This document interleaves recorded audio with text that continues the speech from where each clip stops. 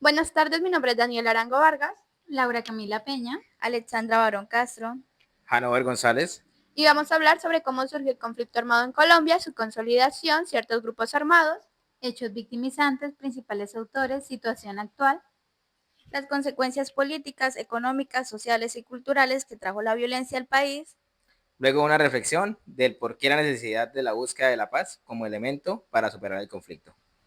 El surgimiento y consolidación del conflicto armado en Colombia surge de unas raíces y una serie de factores históricos, sociales, económicos y políticos de hace más de un siglo, en donde se encuentra lo que es la desigualdad social y exclusión política que durante el siglo XIX y principios del siglo XX Colombia ha experimentado tensiones entre los partidos liberales y conservadores, que se expresaron a través de varias guerras civiles, las cuales dejaron unas profundas huellas en el país, con grandes sectores en la población rural marginados. Entonces inicia todo esto, que es la época de la violencia, que consta de 1948 y 1958, en donde Colombia experimentó un gran impacto violento en su momento histórico. Entonces se inicia con que Colombia vivió una profunda polarización política entre los dos partidos tradicionales ya mencionados, liberales y conservadores. Ambos partidos habían tenido largos periodos de alternancia en el poder, pero esta rivalidad había llevado a una creciente violencia política. Y en las zonas rurales, donde el Estado colombiano no tiene una presencia efectiva, los conflictos políticos se resolvían con violencia directa y los campesinos se vieron atrapados entre estos choques de los partidos, lo cual conllevó en 1948 el asesinato de Jorge Eliezer Gaitán, el cual era un líder político liberal en el cual destacaba por su mensaje populista y su lucha por los derechos de los pobres y campesinos. Este muere el 9 de abril de 1948, asesinado en Bogotá por Juan Roa Sierra, un hombre quien se le dice ser tenía profundos vínculos con relación al Partido Conservador, lo que desató una oleada de violencia en Bogotá, conocida como el Bogotazo. Durante la violencia bipartidista se cometieron masacres, violaciones, torturas y se dieron desplazamientos forzados de manera masiva.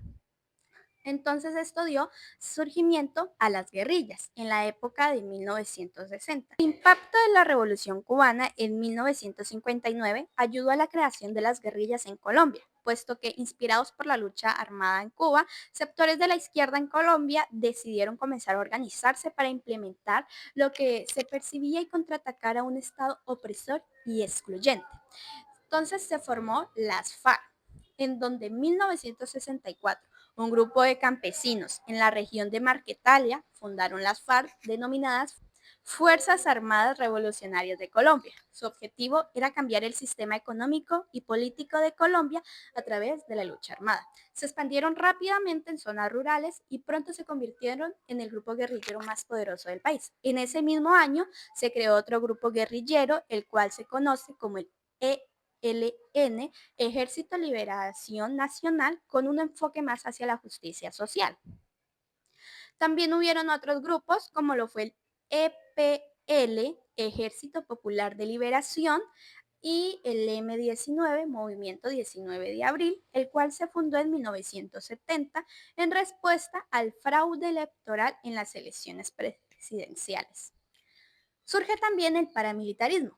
En la época de 1970 y 1980, las guerrillas empezaron a tomar control de grandes zonas rurales en el país. Esto provocó que los terratenientes, empresarios y narcotraficantes se sintieran amenazados, de manera que surgió el paramilitarismo inicialmente con el objetivo de defender las propiedades y territorios de los ataques guerrilleros. Muchos de estos grupos eran financiados por los narcotraficantes, que veían a las guerrillas como un obstáculo para las actividades ilegales que en ese momento estaban realizando. En 1997, los diferentes grupos paramilitares se unieron bajo el nombre de Autodefensas Unidas de Colombia, denominados la AUC, y comenzaron a tener un papel súper crucial en el conflicto, puesto que la violencia extrema era contra la población civil. Se hacían masacres, desplazamientos forzados y la alianza con el narcotráfico aumentó muchísimo. Colombia se convirtió pues en un principal productor de cocaína para los mercados internacionales, lo que intensificó la violencia en el país. Durante estos años, tanto guerrillas como paramilitares cometieron graves violaciones a los derechos humanos, ya mencionados, masacres, secuestros, torturas y desplazamientos forzados. La población civil fue la principal víctima de la violencia, con más de 6 millones de desplazados para las épocas del año 2000.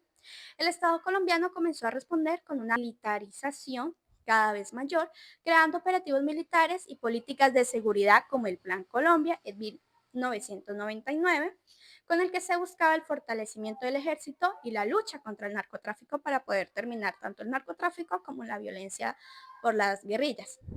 Entonces se inició los procesos de paz y la desmovilización. Sin embargo, después de haber desmovilizado, surgieron nuevas bases criminales conocidas como el BACRIM, que contribuían pues con las actividades ilícitas y violentas, lo cual deja de decir que todavía no se ha terminado la violencia. A pesar de los procesos de paz que se formaron, nos deja un claro mensaje que la violencia todavía no se ha acabado. Vamos a hablar sobre los principales autores del conflicto armado en Colombia. Tenemos a Manuel Marulanda, tiro fijo, líder fundador de las FARC. También tenemos a Carlos Castaño, que es líder paramilitar de las AUC. Tenemos a Uribe, presidente durante la época del conflicto de 2002 al 2010. Tenemos a Juan Manuel Santos, impulsor del Acuerdo de Paz de las FARC en el 2016, ganando el Premio Nobel de la Paz. Iván Márquez y Rodrigo Londoño Timochenko, comandantes de las FARC. También tenemos a Piedad Córdoba y Clara Rojas, personajes principales en temas humanitarios y secuestros. Los hechos victimizantes. Tenemos el desplazamiento forzado, que ha sido uno de los principales efectos del conflicto armado en Colombia, homicidios y masacres que han sido cometidos por estos grupos armados, desapariciones forzadas, que ha sido una práctica común, junto con el reclutamiento de menores de edad, que ha sido también una práctica, con la violencia sexual, que ha utilizado como un arma en la guerra. El conflicto armado en Colombia sigue siendo uno de los más largos y complejos de América Latina, aunque se han logrado avances significativos en la reducción de la violencia y la desmovilización de los grupos armados. La situación sigue siendo crítica. Situación actual del conflicto armado en Colombia. Tenemos los actores armados como las FARC, que después de firmar el acuerdo de paz en el 2016, la mayoría de las FARC se desmovilizó, pero algunos disidentes siguen activos. Tenemos la guerrilla del ELN, que sigue operando y se encuentra en negociaciones con el gobierno colombiano. Los grupos criminales vinculados al narcotráfico han ocupado el espacio dejado por las desmovilizaciones de las FARC, complicando la situación de la seguridad. Y los desafíos actuales: tenemos la reintegración de los excombatientes y la restitución de las tierras a las víctimas sigue siendo desafío importante, y el narcotráfico sigue siendo una fuente de financiamiento para algunos grupos armados y obstáculos para la paz. La seguridad en las zonas rurales y urbanas sigue siendo un desafío, especialmente en áreas donde se operan estos grupos criminales. En resumen, el conflicto armado en Colombia ha involucrado a varios actores armados y ha tenido un impacto devastador en la población civil. Es importante recordar y reconocer a los hechos victimizantes y trabajar hacia la justicia y la reparación de las víctimas. El impacto económico. La violencia en Colombia ha generado graves consecuencias económicas como la desincentivación de la inversión extranjera y local, especialmente en zonas donde sectores claves como la agricultura y la minería han sufrido desplazamientos y sabotajes. Además, el gasto público ha priorizado la seguridad, reduciendo fondos para educación o infraestructura. Paralelamente, la economía ilegal como el narcotráfico ha distorsionado los mercados formales y ha fomentado corrupción, perpetuando de pobreza y dependencia. El impacto político. En el ámbito político, la violencia ha debilitado las instituciones estatales, especialmente en regiones donde grupos armados han creado vacíos de poder. La infiltración de esos actores en entidades locales y nacionales han alimentado la corrupción, mientras que los intentos de paz, como el Acuerdo 2016, han enfrentado desafíos por la reconfiguración de grupos disidentes. Esto ha generado polarización social entre quienes apoyan las negaciones y quienes exigen a mano dura.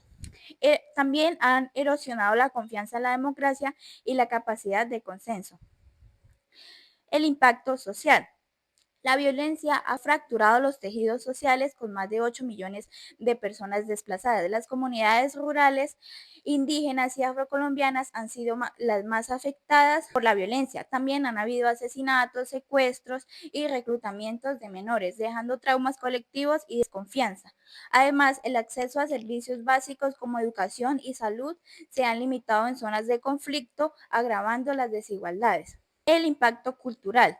Culturalmente, la violencia ha afectado tradiciones ancestrales, especialmente en pueblos indígenas y afrodescendientes, desplazados de sus territorios. Sin embargo, también ha inspirado expresiones artísticas de resiliencia como la música, la literatura, teatro que denuncian el conflicto. A pesar de todo, la resiliencia cultural emerge como un mecanismo de reconstrucción del tejido social. Bueno, ahora pues yo voy a dar una pequeña reflexión acerca de por qué la necesidad de buscar la paz para superar el conflicto. Lo primero que debemos tener en cuenta es que a lo largo del tiempo, pues de toda esa historia del conflicto armado, ha dejado mucho que ver y mucho que pensar, y eso es muy bien sabido por nosotros los colombianos. Entonces, cuando nosotros estamos hablando de la paz, estamos hablando de un elemento fundamental para poder superar todos estos conflictos históricos que pues han llegado a marcar en gran parte de nuestro país. Y pues también cuando hablamos de paz, no solamente estamos hablando de un cese definitivo de la violencia, también estamos buscando de una manera de cómo llegar a aumentar pues el respeto por los derechos humanos de todas las personas y también por una justicia social en la cual todas las voces de las víctimas del conflicto armado pues sean escuchadas, ¿sí? No que solamente sean escuchadas unas personas, sino que sean escuchados todos, que sea una justicia equitativa. Además, pues también debemos tener en cuenta de que si hay una posible reconciliación entre víctimas y victimarios, podemos llegar a un consenso, ¿sí? Y a una búsqueda de la paz, una búsqueda de armonía entre víctimas y victimarios. Ya no serían víctimas y victimarios, sino que seríamos todos ciudadanos. Y así mismo podemos, pues, no sé, fomentar una paz para que nuestras futuras generaciones vivan en un país libre de guerra, libre de conflicto y de pues toda esa historia que hemos tenido que sufrir nosotros a lo largo del tiempo. Muchas Gracias.